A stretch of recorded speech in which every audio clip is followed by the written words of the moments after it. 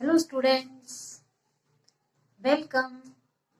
आज हम class 12th के बिजनेस स्टडीज का 11th चैप्टर विपणन या मार्केटिंग इसका हम अगला टॉपिक पढ़ेंगे। हमारा अगला टॉपिक है विपणन मिश्रण को प्रभावित करने वाले तत्व। तो एक बार थोड़ा विपणन मिश्रण क्या है ये मैंने पिछले वीडियो में बता दिया था। अभी एक वाक्य में समझ लीजिए कि विपणन मिश्रण यानी कोई भी उत्पादक अपने वस्तु को बेचने के लिए जिन अलग अलग नीतियों को जोड़कर अपने उत्पाद को बेचने का प्रयत्न करता है, उन सारी नीतियों का मिश्रण विपणन मिश्रण कहलाता है। अब हम देखते हैं कि इसको प्रभावित करने वाले कौन कौन से तत्व हैं। तो इसमें सबसे पहला है उपभोक्ता व्यवहार। विपणन मिश्रण उपभोक्ता की रुचि, इच्छा, आवश्यकता, आर्थिक स्थिति इस पर निर्भर करता है। विपणन प्रबंधक को ये चाहिए कि विपणन कार्यक्रम बनाने से पहले उपभोक्ता संबंधी उसकी रुचि, फैशन संबंधी सारी जानकारी प्राप्त कर ले। फिर अगला है सरकारी नियंत्रण। तो आज के समय में विपणन संबंधी क्रियाओं पर सरकार का भी नियंत्रण बढ़ता जा रहा है। सरकारी नियंत्रण का प्रभाव विपणन मिश्रण पर भी पड़ता है। इसलिए विपणन प्रबंधक जो होता है उसको ये देखना चाहिए कि विपणन मिश्रण निश्चित करने के पूर्व सरकार की क्या क्या नीतियां हैं उसका पहले वो अध्ययन करे। फिर अगला है प्रतिस्पर्धा। तो विपणन प्रबंधक को विपणन मिश्रण का निर्धारण करने से पहले प्रतिस्पर्धा के संबंध में भी अध्ययन कर लेना चाहिए कि उसकी किन किन कंपनियों से किस प्रकार की प्रतिस्पर्धा है और इस हिसाब से उसने अपना विपणन मिश्रण करना चाहिए। फिर अगला है वितरण व्यवस्था का आकार। वितरण व्यवस्था का आकार और स्वरूप ये दोनों ही विपणन मिश्रण को प्रभावित करते हैं। इसलिए विपणन प्रबंधक को ये होना चाहिए कि वह विपणन मिश्रण को निश्चित करते समय उसका स्वरूप और वितरकों के स्वभाव और उसके व्यवहार को भी भली भांति जान सके। फिर अगला है पैकिंग नीति। किसी भी उत्पाद के विक्रय में उस वस्तु की पैकिंग का एक बहुत महत्वपूर्ण भूमिका होती है। कभी कभी ग्राहक को न लेना हो तो भी वो पैकिंग से प्रभावित होकर उस वस्तु को क्रय कर लेता है। इसलिए विपणन प्रबंधक जो है उसको पैकिंग का भी विशेष ध्यान रखना चाहिए। फिर अगला है ब्रांड या चिन्ह नीति। आज के समय में प्रतिष्ठित संस्थाएं अपने जो उत्पाद है उनके लिए एक विशेष ब्रांड या चिन्ह का निर्धारण करती है और उत्पाद के विक्रय के लिए ब्रांड का महत्वपूर्ण प्रभाव पड़ता है। आजकल ब्रांड देखकर लोग आजकल ब्रांडेड, क्योंकि हमारी आर्थिक नीतियों के कारण प्रति व्यक्ति आय बढ़ गई है, जीवन स्तर बढ़ गया है, इसलिए लोग ब्रांडेड कपड़े या ब्रांडेड वस्तुओं का उपयोग करना चाहते हैं। तो वो एक ऐसा चिन्ह होता है, अभी हम आगे पढ़ेंगे ब्रांड क्या होता है, तो उसका भी विपणन मिश्रण के समय ध्यान रखना चाहिए। फिर अगला है बाजार अनुसंधान। तो विपणन प्रबंध को नियमित रूप से बाजार अनुसंधान करते रहना चाहिए। यानी बाजार का अनुसंधान करना, यानी बाजार के बारे में खोज, क्या बिक रहा है, कैसा बिक रहा है, लोगों की पसंद क्या है, रुचि क्या है, फैशन क्या चल रही है, इन सब का हमेशा अभ्यास करते रहना चाहिए विपणन प्रबंधक को और उस अनुसार अपनी नीति बनानी चाहिए। क्योंकि बाजार जो होता है, बाजार अनुसंधान सफल विपणन की आत्मा होती है। फिर अगला है कंपनी की ख्याति। विपणन मिश्रण को कंपनी की ख्याति भी प्रभावित करती है। यदि अच्छी कंपनी है तो उत्पाद की आसानी से बिक्री में वृद्धि हो जाती है। कंपनी के नाम और ख्याति का भी विपणन मिश्रण पर प्रभाव पड़ता है। अब हमारा अगला टॉपिक है उत्पाद या प्रोडक्ट। अब ये उत्पाद क्या है? तो किसी भौतिक वस्तु अथवा सेवा जिससे किसी क्रेता की आवश्यकता की पूर्ति होती है वो उत्पाद कहलाता है। आवश्यक नहीं है कि उत्पाद हम आंखों से देख ही पाए, कुछ सेवाएं भी हैं जो उत्पादक को उपभोक्ता को संतुष्ट करती है, जैसे बैंक की सेवा है, LIC की सेवा है। और भौतिक वस्तुएं यानी जैसे बोर्ड है, मोबाइल है ना, ये सब भौतिक वस्तुएं हैं जिनको हम देख सकते हैं। तो ऐसी भौतिक वस्तुएं या फिर सेवाएं जिससे उपभोक्ता को संतुष्टि मिलती है वो उत्पाद कहलाता है। अब हम उत्पाद की परिभाषा देखते हैं कि एक उत्पाद क्रेता को संतुष्टियां और सुविधाएं प्रदान करने वाले भौतिक सेवा अथवा चिन्हात्मक विवरणों का पुलिंदा है। अब हम देखते हैं उत्पाद की प्रकृति। तो उत्पाद में भौतिक वस्तुएं तो होती ही हैं, उसके अतिरिक्त सेवा या पहचान संबंधी तत्वों को भी इसमें शामिल किया जाता है।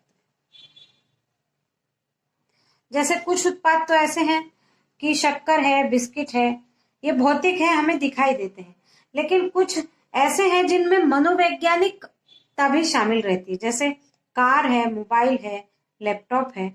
इन उत्पादकों से भौतिक संतुष्टि के साथ साथ मानसिक संतुष्टि भी मिलती है। और कुछ सेवाएं हैं जैसे विक्रय उपरांत सेवा है, वारंटी है, ये सब उत्पाद की प्रकृति के अंतर्गत आता है। अब हम देखते हैं उत्पाद का वर्गीकरण। तो उत्पाद को 3 भागों में वर्गीकृत किया गया है मुख्य रूप से।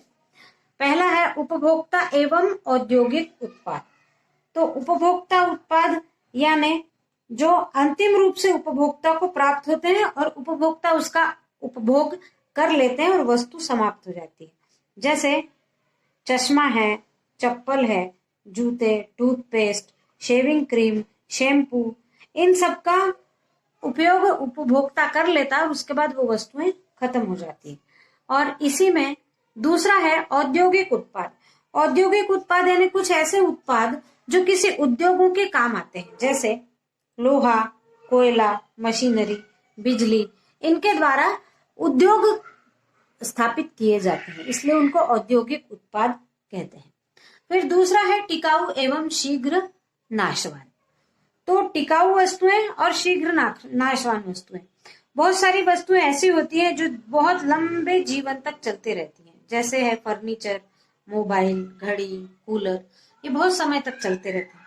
लेकिन इसी के विपरीत कुछ वस्तुएं ऐसी होती है जो शीघ्र नाशवान होती है, यानी जल्दी नष्ट हो जाती है, जैसे दूध है, सब्जी, भोजन, ये शीघ्र नष्ट होने वाले उत्पाद है। फिर तीसरा प्रकार है इसका वर्गीकरण सुविधाजनक, विक्रीगत और विशिष्ट उत्पाद। तो हम देखते हैं सुविधाजनक उत्पाद क्या है। तो ऐसे उत्पाद जिन्हें उपभोक्ता बार बार तथा न्यूनतम क्रय प्रयासों से खरीदता है, जैसे दिया सलाई हो गया, नमक हो गया, माचिस हो गई, बिस्कुट हो गया, टूथपेस्ट हो गया, कुछ समय बाद रिपीट करते रहते हैं, अपनी सुविधाओं के लिए उपयोग करते हैं।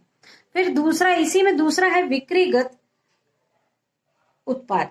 विक्रीगत उत्पाद यानी उपभोक्ता अपनी विभिन्न विशेष आवश्यकताओं के लिए उसकी कीमत, किस्म, आकार, रूप, रंग और उपयुक्तता को देखते हुए खरीदता है, जैसे फर्नीचर, टेलीविजन, मोबाइल, घड़ियां, आभूषण, ये कीमत देखकर, आकार देखकर, रूप रंग देखकर खरीदते हैं, ये विक्रीगत उत्पाद कहलाते हैं।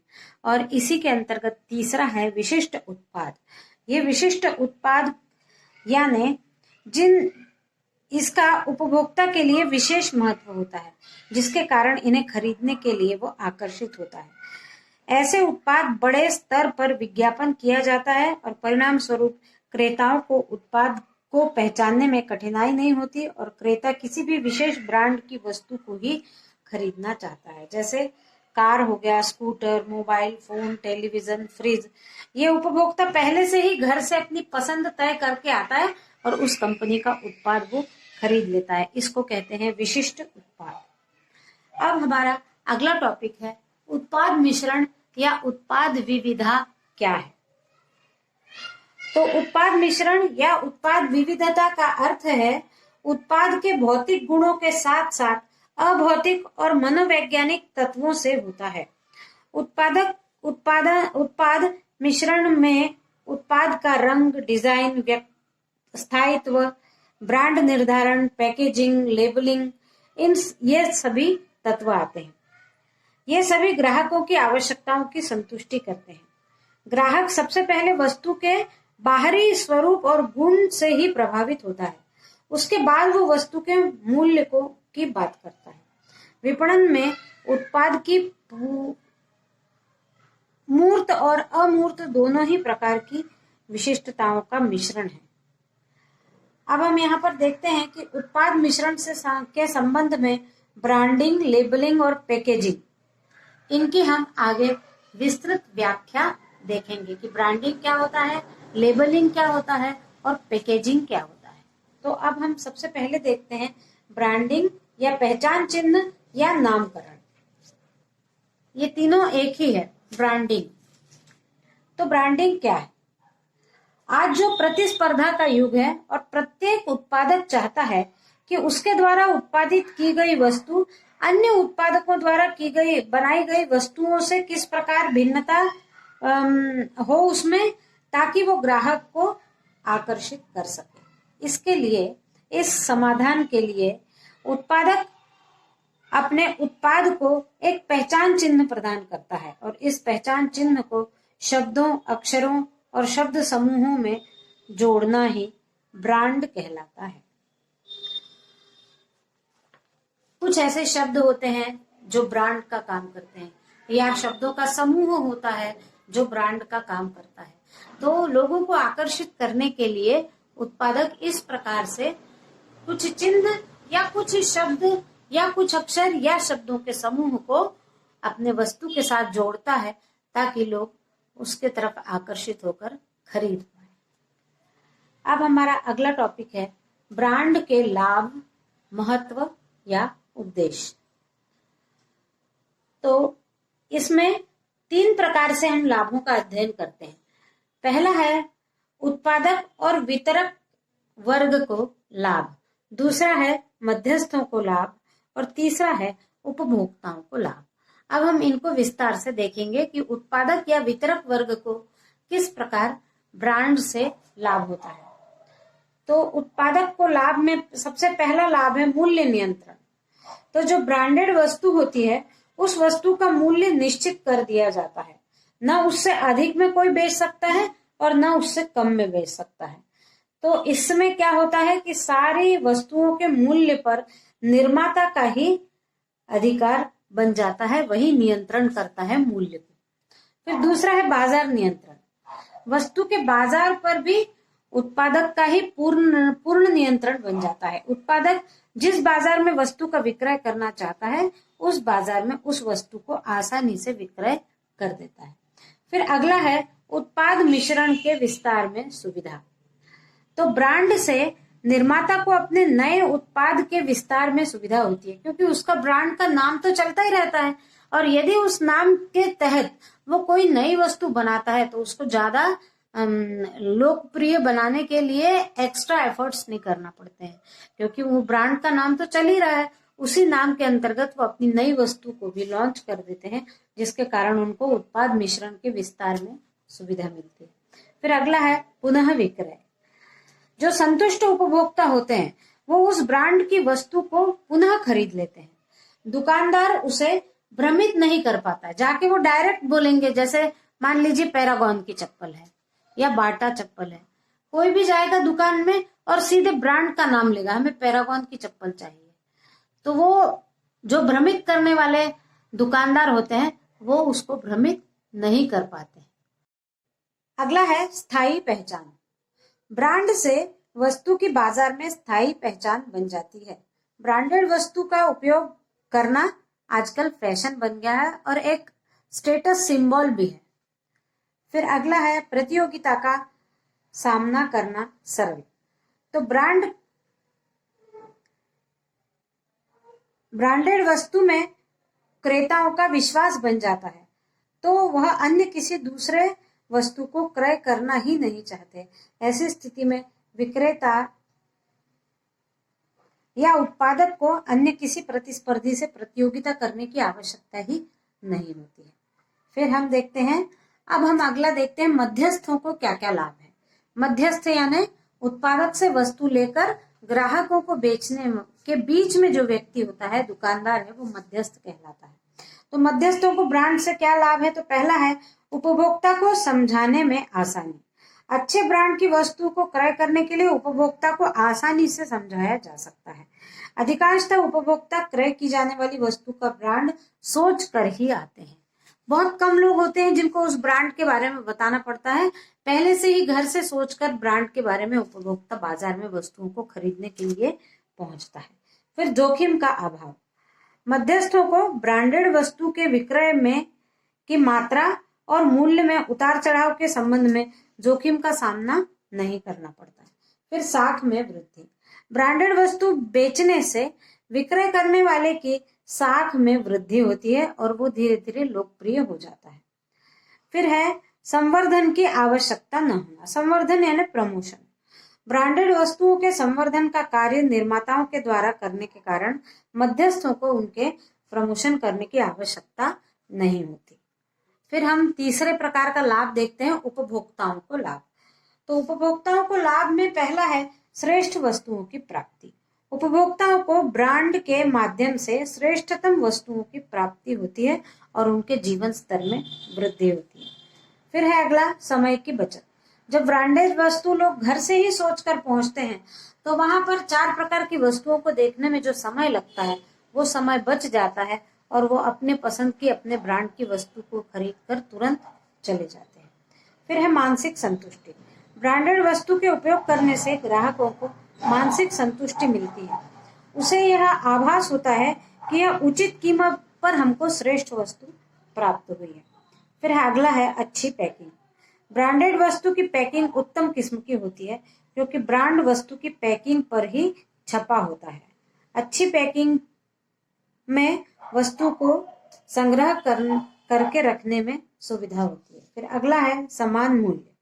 सामान्यतः सभी क्षेत्रों में ब्रांडेड वस्तु का मूल्य एक समान होता है, इसलिए वो कहीं से भी लोग सामान खरीद लेते हैं। इस वीडियो में बस इतना ही। Thank you.